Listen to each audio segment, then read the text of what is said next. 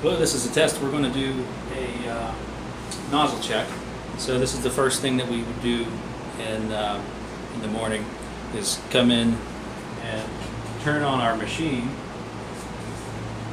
if it's not still running, and we load in the screen, kick over the screen at the top, make sure everything's bought up against the corners of the tri-lock blocks, and we want to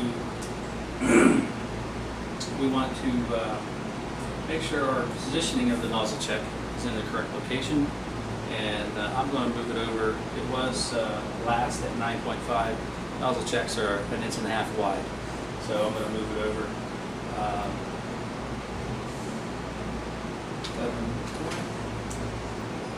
And click on nozzle check.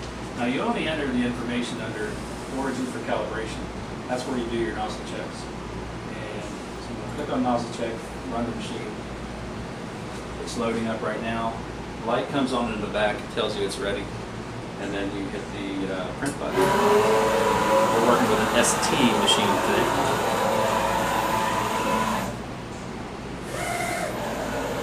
Nozzle check is complete. We take a look at it, and it looks pretty good.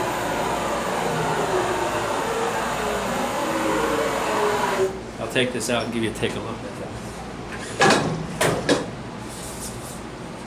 This nozzle check is a little peppered. This was the first one in the morning. I don't know if you can see it. This was the first one in the morning after the machine was already turned off. So we come in and do an auto clean, and this is the result, the very next nozzle check.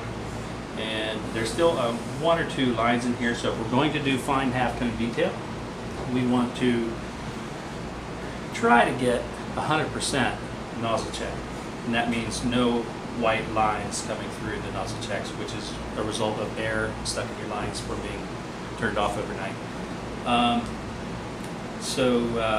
You can do a couple things. You can hit the spray button on the right side panel, just under nozzle check.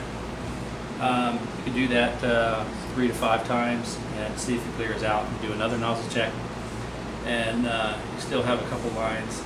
And this is, if you do have only 1 or 2 lines, the more heads you have, the more it overlaps, and so it will cancel out any white space that you have that is just 1 to 5 sporadic lines that are very thin.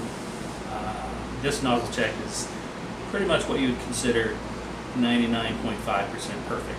So we've got one little mark here in the center. But again, I got 3 heads on this machine, so they're overlapping and they're going to cancel anything out. So this is actually perfect for using for fine halftone, 55, 65 line screen.